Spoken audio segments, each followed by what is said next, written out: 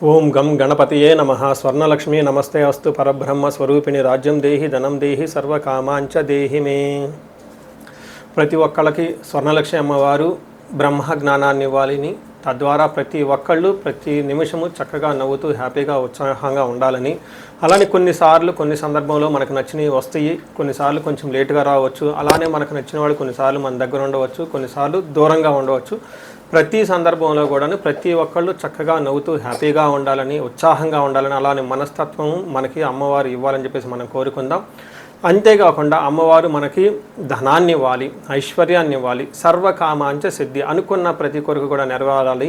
అట్లాంటి యొక్క అమ్మవారి యొక్క కృపా కటాక్షం మన మీద ఉండాలి. మనం ఎంతో ఉన్నతంగా ఎదగాలని చెప్పేసి మనం కోరుకుందాం. అంతేకాకుండా రాజ్యం దేహి, ప్రతి ఒక్కళ్ళకి ఒక అధికారము, పవరు, స్టేటస్, ఒక దర్జా, దర్పం, ఇవన్నీ కూడా ప్రతి ఒక్కరికి అమ్మవారికి మన అందరికీ ఇవ్వాలని చెప్పేసి మనం కోరుకుంటూ మనము మే మంత్ యొక్క రాశి ఫలాలు చెప్పుకుంటున్నాం. మే మంత్ రాశి ఫలాలు ఈ మంత్లో చాలా విశేషాలతో కూడుకొని ఉంది. ముందుగా ఒక 2 నిమిషాలు వాటి గురించి చర్చించుకొని తర్వాత 12 రాశుల గురించి మనం మాట్లాడుకుందాం. ఈ మాసం మనకు వెరీ ఇంట్రెస్టింగ్గా పౌర్ణమితో స్టార్ట్ అయ్యి ఈ మాసం అంతా అంటే మే మంత్ అంతా పౌర్ణమితో స్టార్ట్ అయ్యి పౌర్ణమితో ఎండ్ అయిపోతుంది.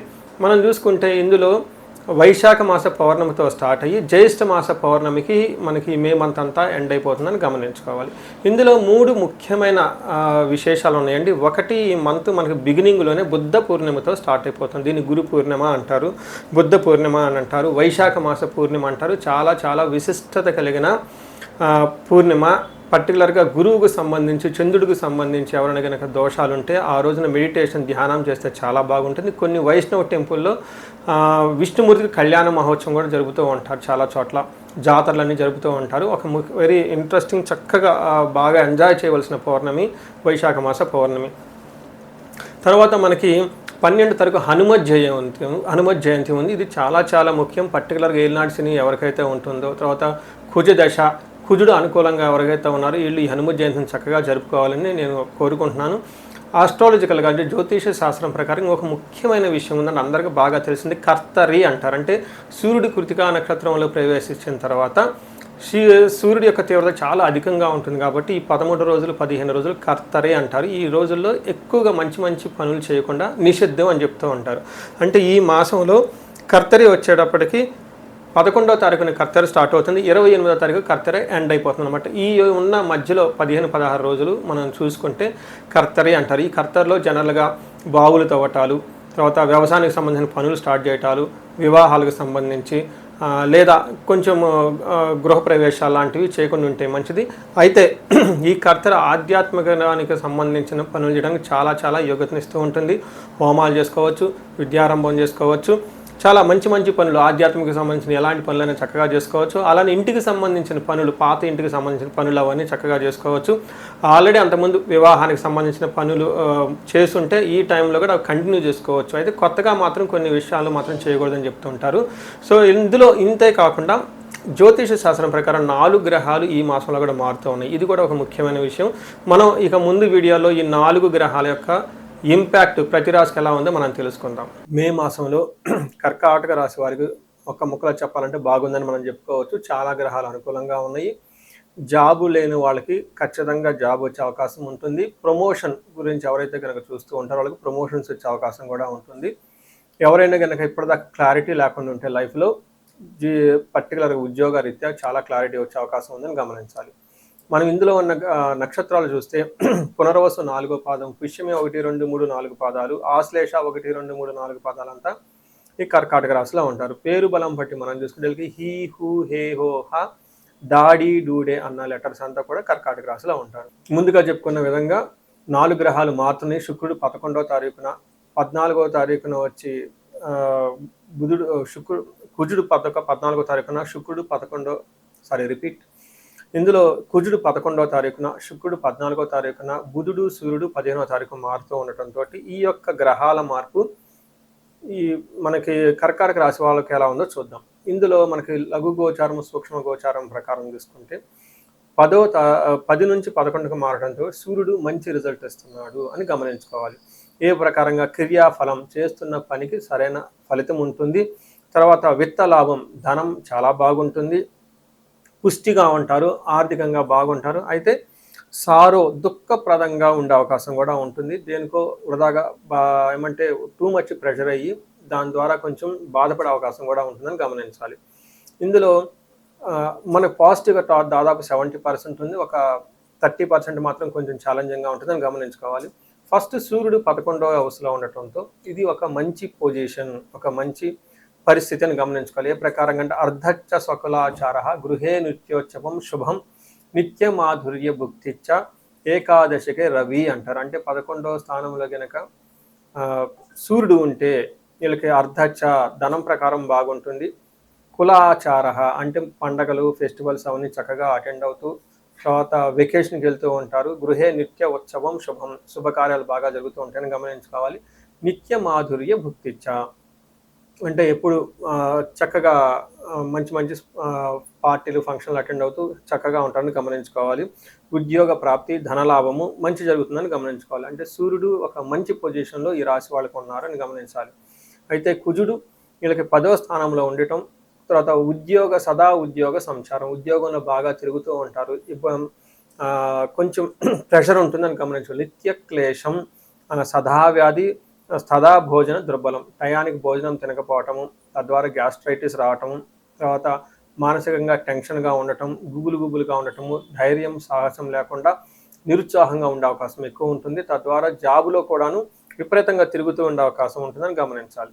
అయితే శుక్రుడు వీళ్ళకి 12వ స్థానంలో ఉండటం ఇది ఒక మంచి పొజిషన్ అని చెప్పుకోవాలి. శుక్రుడు 12వ స్థానంలో ఉండటం విపరీతమైన ఖర్చు చేసే అవకాశం ఉంటుంది. ధన వ్యయం చేస్తూ ఉంటారు. అది కూడా బట్టలు కొనడానికి, ఫ్యాషన్‌కి, డిజైన్‌కి, వేరే వాళ్ళకి తిరగటానికి చేస్తూ ఉంటారు.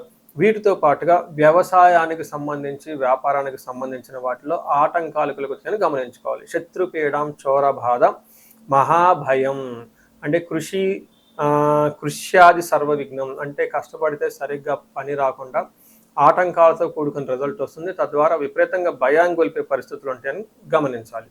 అది మనం గ్రహాల ప్రకారం చూసుకుంటే ఎలా ఉందో చూసుకున్నాం. ఇప్పుడు మనం నక్షత్రం ప్రకారం చూసుకుంటే పునర్వసు, పుష్యమి, ఆశ్లేష 3 నక్షత్రాలు ఇందులో ఉంటాయి. ఇందులో పునర్వసు నక్షత్రం వాళ్ళకి చూసుకుంటే చాలా పాజిటివ్గా లాభప్రదంగా ఉంటుంది, క్షేమంగా ఉంటుంది, సౌఖ్యంగా కూడా ఉంటుందని గమనించుకోవాలి. లాభప్రదంగా ఉంటారు, క్షేమంగా ఉంటారు, సౌఖ్యంగా ఉంటారు. అయితే ఛాలెంజ్ చూసుకుంటే దేహ పీడనము, అతి భయము, నాశనం. పర్టికులర్గా అనుకోని లగ్జరీ, కంఫర్ట్స్, తర్వాత భోగం, లవ్, మ్యారేజ్ ఇట్లాంటి లవ్కి సంబంధించిన వ్యవహారాల్లో కొంచెం ఇబ్బంది పడుతూ ఉంటారు. అతిగా భయపడుతూ ఉంటారు. దేహ పీడనం, శారీరకంగా కూడా కొంచెం అలసటగా ఉండే అవకాశం ఉంటుంది కుజుని వలన గమనించాలి. పుష్యమి నక్షత్రం వాళ్ళకి క్షేమంగా ఉంటారు, లాభప్రదంగా ఉంటుంది. పరవాసము, ఫారిన్లో ఉండటం, ఫారిన్లో స్టే చేయటము, లేదంటే ఫారిన్ వాళ్ళకి అనుకూలంగా ఉండే అవకాశం ఎక్కువగా ఉంటుంది. క్షేమంగా ఉంటారు. హెల్త్ విషయంలో కొంచెం జాగ్రత్తగా ఉండటం ఎంతైనా అవసరం. అదే ఆశ్లేష నక్షత్రం చూసుకుంటే వీళ్ళకి చాలా క్షేమంగా ఉంటారు. పరవాసము, అవుట్ స్టేషన్లో ఉండటం, లేదంటే బయట ఊళ్ళల్లో వీళ్ళు అక్కడ ఉండే అవకాశం ఎక్కువ ఉంటుంది. వీళ్ళకి కూడా హెల్త్ కాంప్లికేషన్స్ ఉంటుంది. అతిగా భయపడే అవకాశం ఉంటుంది. సో వీళ్ళకి ఎక్కువగా చూసుకుంటే హెల్త్ కాంప్లికేషన్స్ వల్ల అతిగా భయపడే అవకాశం ఉందని గమనించాలి. ఇందులో మీరు రెమెడీస్ చూసుకుంటే పునర్వసు నక్షత్రం వాళ్ళకి సుఖంగా, కంఫర్టబుల్గా ఉండే విషయంలో కొంచెం ఇబ్బంది పడే అవకాశం ఉండటంతో రెమెడీస్లో చూసుకుంటే వీళ్ళకి ఫస్ట్ కుజుడికి సంబంధించి కొంచెం రెమెడీలు చేస్తే చాలా బాగుంటుంది. కందులను ధ్యానం చేయటం, హనుమాన్ చాలీసా చదవటము, లేదా సుబ్రహ్మణ్యేశ్వర స్వామి అష్టకం, భుజంగ స్తోత్రం చదువుతూ ఉంటే చాలా బాగుంటుంది.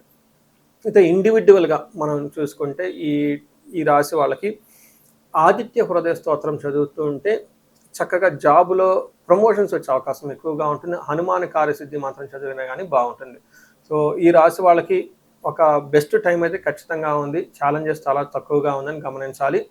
సో ఇండివిజువల్గా జాతకం చూపించుకునే వాళ్ళకి స్క్రీన్ ద్వారా కనిపిస్తున్న నెంబర్ ద్వారా కనెక్ట్ అవ్వచ్చు. ఈ రాశి వారికి ముఖ్యంగా ఎవరైతే ఏజ్ 35 నుంచి 45 మధ్యలో ఉన్నారో వాళ్ళకి ఒక రీసెర్చ్ గ్రూప్ లాగా స్టడీ చేస్తున్నాను నేను. ఎవరికైనా గనక ఆర్థికంగా ఇబ్బందులు పడిపోతూ ఉంటే స్వర్ణలక్ష్మి విశేష హోమం అని ఉంటుంది, దాన్ని చక్కగా జరిపించుకోండి. తద్వారా మీకు బహుముఖ ఆదాయము, వనరుల ద్వారా వచ్చే అవకాశం ఉంటుంది. మల్టీ సోర్సెస్ ఆఫ్ ఇన్కమ్ వస్తుంది. అంతేకాకుండా భార్యాభర్తల మధ్య చాలా చక్కగా అన్యోన్యంగా ఉండాలి, అభివృద్ధి జరగాలనుకున్నప్పుడు అన్యోన్య దాంపత్య పాశుపత అభిషేకము లేదా విశ్వావసు గంధర్వరాజ అభిషేకం అని ఉంటుంది, దాన్ని చక్కగా జరిపించండి. అంతేకాకుండా చాలాసార్లు మేము చండీ హోమాలు ఎక్కువ చేపిస్తూ ఉన్నాము. లాస్ట్ మంత్ చూసుకుంటే చాలా చండీ హోమాలు చేశాము. ప్రతి ఒక్కళ్ళకు కూడా శత్రు బాధలు ఉన్నా, లేదంటే కోర్టు వ్యవహారాల్లో సరైన అటిడ్ కాకుండా మధ్యలో ఆగిపోతున్న, మీరు ఆఫీసుల్లో ఒక మంచి మేనేజర్ లెవెల్ పొజిషన్లో ఉండి సీనియర్ పొజిషన్లో ఉన్న, మీ మీద ప్రమోషన్ రాకుండా అడ్డుపడుతున్నా, వేరే వాళ్ళు మీకు కావాలని ఇబ్బంది పెడుతున్నా కానీ ఇలాంటి వాళ్ళు చండీ హోమం చేయించుకున్నా, అలానే రాహు దశ ఎవరికైతే నడుస్తుందో వాళ్ళంతా రాహు అంతర్దశలో వాళ్ళు ఉన్నారో చండీ హోమం చేయించుకుంటే చాలా బాగుంటుంది. అంతేకాకుండా ఇది పిల్లలకి అకాడమిక్ టైం కాబట్టి మనకి విద్య బాగా రావటానికి మనకి 3 రకాల దేవతలను ఉపాసన చేస్తూ ఉంటారు జనరల్గా. హయగ్రీవ స్వామి, మేధా దక్షిణామూర్తి, నీలా సరస్వతి. మీ యొక్క ఇండివిజువల్ యొక్క జాతకం చూపించుకొని ఒక్కసారి ఆ యొక్క మీ యొక్క జాతకానికి అనుగుణంగా ఏ దేవతలకు సంబంధించిన ఉపాసన చేస్తే బాగుంటుంది, ఆరాధిస్తే బాగుంటుందో తెలుసుకొని తద్వారా ఆ యొక్క దేవతలకు పర్టికులర్ మేధా దక్షిణామూర్తికి మూలమంత్ర జపము, హోమము, దానాలు ఇవన్నీ చేసుకుంటూ ఉంటే అకాడమిక్స్లో పెర్ఫార్మెన్స్ వచ్చే అవకాశం ఎక్కువ ఉంటుంది. ఇవి కాకుండా మీకు ఎలాంటి సమస్య ఉన్న, కాలసర్ప దోషం ఉన్న, పర్టికులర్గా వివాహానికి ఇది మ్యారేజెస్ టైం కాబట్టి మీకు 28 సంవత్సరాలు 27 వచ్చి ఇంకా వివాహం పోవట్లేదంటే ఖచ్చితంగా ఏదో ఒక దోషం ఉంటుంది. అవన్నీ చూపించుకుంటూ ఉంటే చూపించుకొని పరిహారాలు చేయించుకుంటే తీవ్రతను బట్టి చక్కగా పెళ్ళే అవకాశం ఎక్కువ ఉంటుంది. ఇవి కాకుండా మీ లైఫ్ అప్పటిదాకా 35 ఇయర్స్ వరకు చాలా బాగుంది, మాకు 35-45 మధ్యలో ఉండి అనుకోని విధంగా మేము మధ్యలో కెరీర్లో ఆగిపోయాము, స్టాగ్నేషన్ పీరియడ్ వచ్చింది, కన్ఫ్యూజన్ వచ్చింది, ఎటెల్లలో అర్థం కావట్లేదు అనుకున్న వాళ్ళు ఒక్కసారి జాతక చక్రం చూపించుకొని ఎందుకు ఇది వచ్చింది, దానికి ఏమన్నా శాపాలు ఉన్నాయా, లేదంటే ఏమన్నా గ్రహ దోషాలు ఉన్నాయో తెలుసుకొని ఆ శాపాలు, ఆ గ్రహ దోషాలు తీసేసుకుంటే లైఫ్ 10 ఖచ్చితంగా ముందుకెళ్తూ ఉంది. ఇంకా ఒకటి, ఎవరికైతే ఏలినాడు శని, అర్ధాశ్రమ శని, తర్వాత అష్టమ శని నడుస్తూ ఉందో వాళ్ళందరూ కూడాను చక్కగా సంపూర్ణ శాంతి పూజలు చేయించుకోవాలని చెప్పేసి, మీకు ఎలాంటి సమస్య ఉన్నా కానీ దానికి చక్కటి పరిష్కారం ఉంది. ఎలాంటి కన్ఫ్యూజన్ ఉన్నా దానికి పరిష్కారం మీ జాతకంలోనే ఉంది. చక్కగా పరిష్కారాలు చేసుకొని మీరు జీవితంలో 10 ముందుకు ఎదగాలని, మీకు అష్టైశ్వర్యాలు కలగాలి, భోగభాగ్యం కలగాలి, చక్కగా సమాజంలో ఉన్నతంగా ఉండాలని చెప్పేసి నేను కోరుకుంటున్నాను. నమస్తే.